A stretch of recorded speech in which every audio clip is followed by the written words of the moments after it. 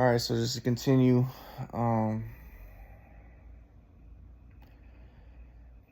so yeah, like I said, I think that the big problem was that my family basically abandoned me, and it was because of the shoot away machine and all that. But um,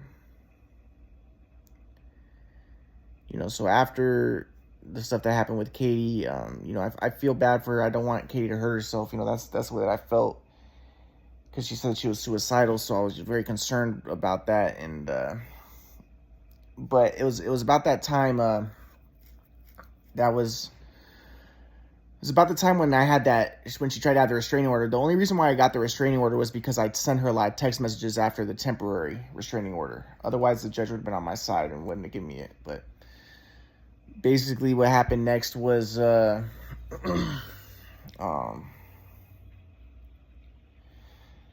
think it was about that time when I got a $25,000 check from the Risperdal shot that I got that one time against my will. From the lawsuit. And so finally I had money, and so I started to be able to do stuff, once I got that check. But I wanted to still see my mom and dad. So I remember it was Christmas time. Yeah, it was Christmas time, and I drove all the way to Texas. I had the $25,000 check, and I wanted to see my mom and dad. And at the time, remember, my grandpa stopped teaching me because, I described what happened was, I wanted to, I got mad at my grandpa because, my grandpa started teaching me again because he stopped teaching me. But then, after he stopped teaching me for like years, but then after the abortion with Katie, or the miscarriage abortion, whatever you want to call it, even though technically it was abortion, but, she had a short cervix and everything, so. But after that, I wanted to see my mom and dad, and I asked my mom, can I see her? Her mom was like, no, they're never going to see me. I got the job. My grandpa was thinking, well, if Ryan gets a job, then, that's what his parents really want. And then he'll be independent, and then they'll want to see him. But I talked to my mom after I got the job working as a behavior therapist. My mom was like, no, we're never going to see you. Your dad's never going to see you. It's never going to happen. Stop asking. It will never happen. So, when I was talking to my grandpa was like, well, if you're in the flow, you're never attached to anybody, and you're not attached to anybody, nobody, not in your family. And then my grandpa's like, yeah, and then, I told my grandpa that, I told my grandpa I wanted to talk to my dad, but, and I thought it would be important if I could talk to him about basketball. My grandpa was saying, no, your dad will never talk to you about basketball. Your dad hates basketball, Your dad wants nothing to do. He hates basketball. I'll tell you what, if he's ever talks to you, he will never talk to you about basketball. But that's the thing. That's the thing that's messed up is, that's what I want to talk about. And, the shoot away machine messed up my shot, and I want to be able to talk to my dad about that. I never once got a chance to talk to him about it. I never once explained that to him.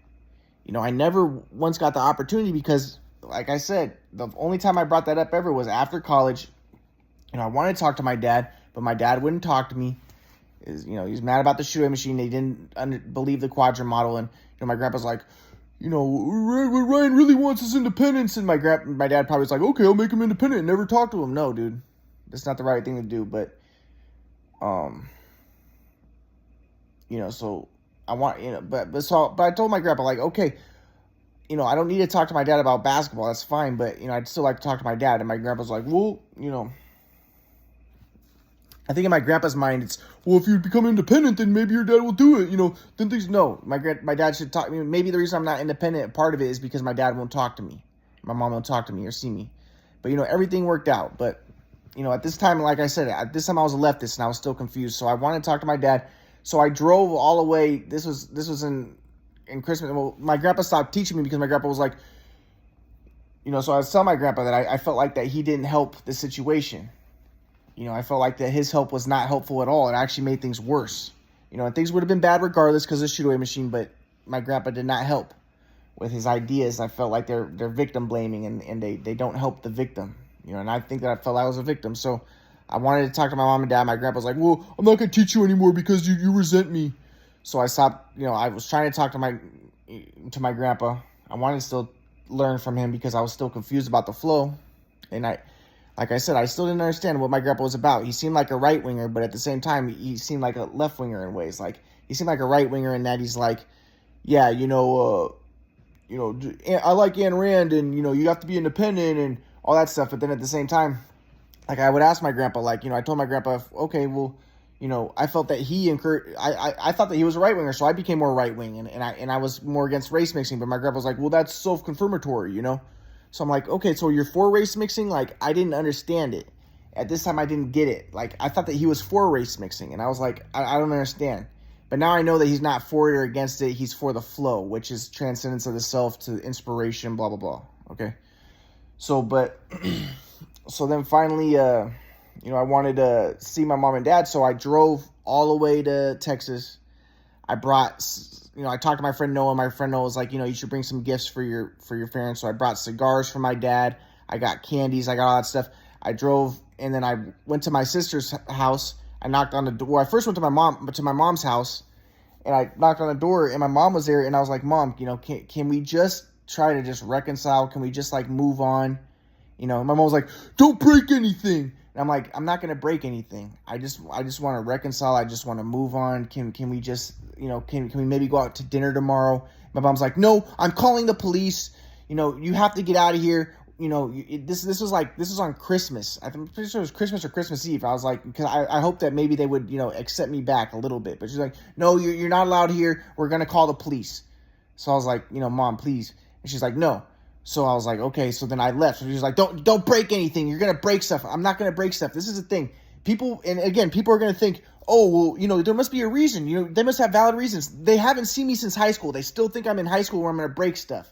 And people don't realize if I could just interact with them for one time, I'm a normal person. I can interact with people well. I can, I'm not gonna start a fight. They think I'm gonna start a fight. I'm not gonna start a fight.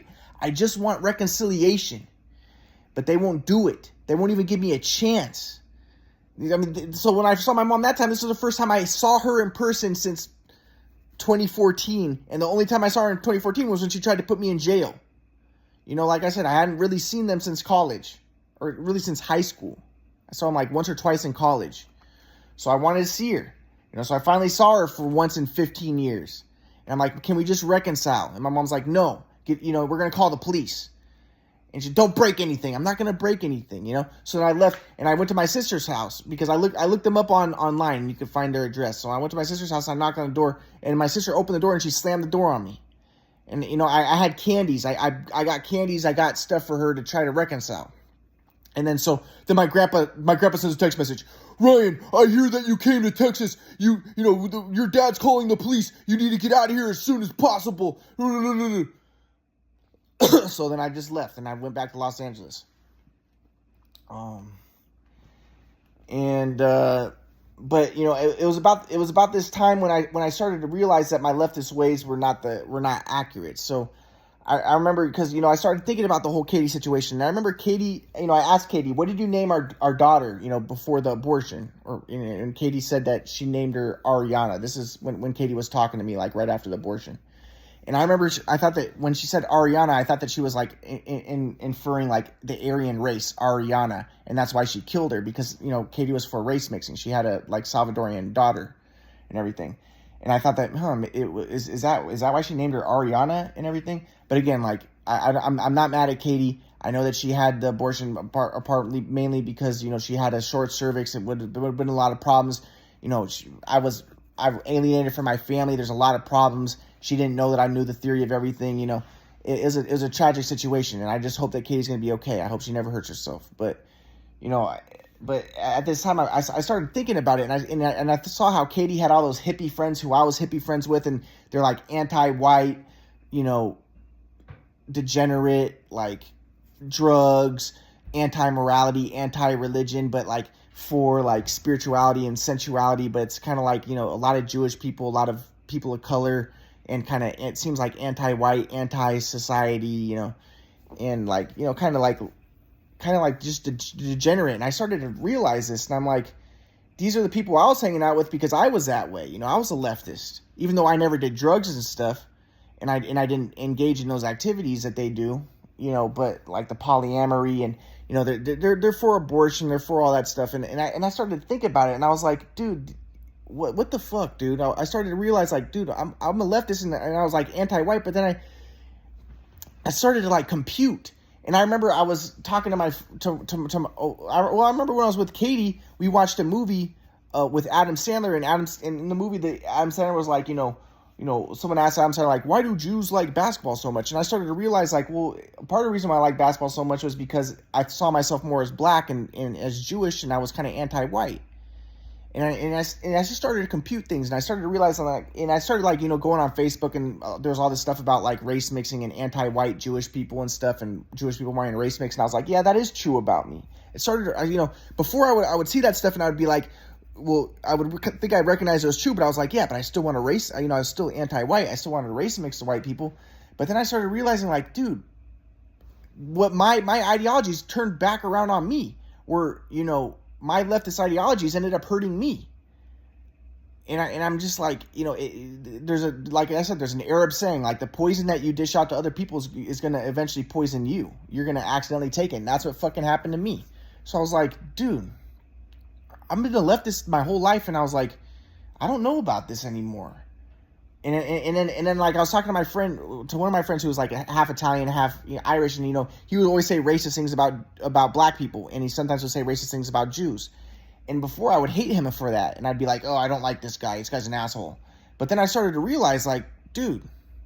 And then I started talking to him, and I was like, dude, Jews. He asked me, like, why do Jews tend to be so like hypersexual and all that stuff? And I was like, well, part of it's because it's like they're anti-morality because they're kind of anti-white, and white is like the dominant, and the morality maintains the culture and maintains quote unquote white supremacy, and Jews tend to be anti-white, a lot of them, and that's why I was. And so I started explaining this stuff to him, and then I started explaining to him how I saw myself as more black and as Jewish, and he was like, dude, Ryan, you're white. And I started to just kind of realize this. I'm like, yeah, and then so I started to kind of shift, and I went back from being a leftist to being a right winger, and I started to recognize, like, but well, another thing that happened was, like, I was talking to my friend Noah, and my friend Noah was like, there might be like a race mixing agenda by the elites and stuff, or by the Jews and stuff and the elites, but Noah's a leftist Jewish person, but he's like, there might be that type of thing. And I was like, maybe it is true. Like, I was looking at the evidence. I was like, maybe it is true. But then I asked my grandpa, and my grandpa would always be like, oh, that's dualistic consciousness. And I was always like, yeah, I don't want to believe that because that'd be dualistic consciousness. And I didn't fucking understand what dualistic consciousness meant. But then I asked my grandpa, this was when he was talking to me. This was before he stopped talking to me. And he was like, yeah, there could be that a type of agenda like that. But he's like, but that's just dualistic software. That the reason why they do that agenda, it's just dualistic software. They're not in the flow. But I'm like, huh.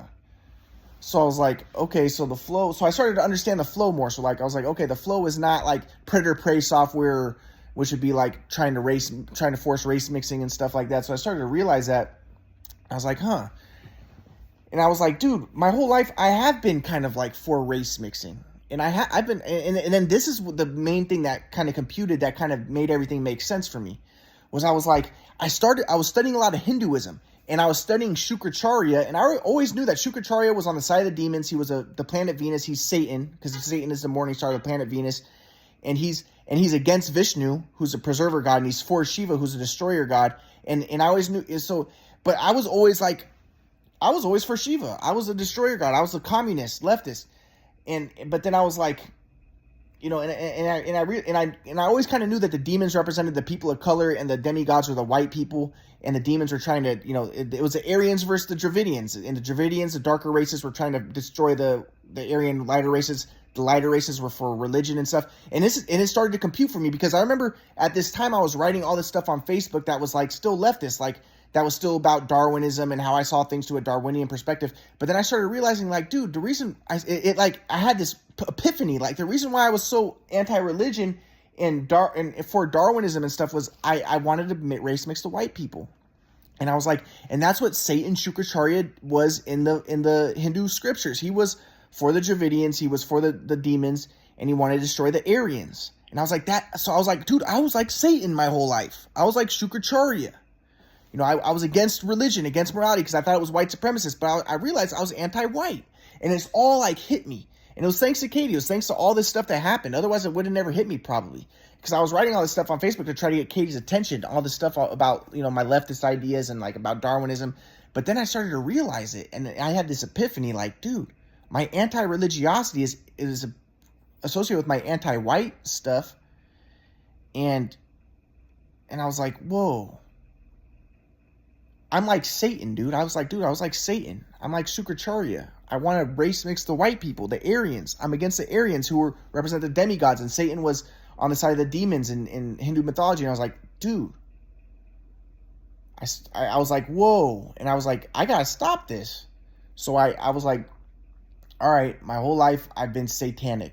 I've been anti-religion, anti-white, Dravidian, Shiva worshiper.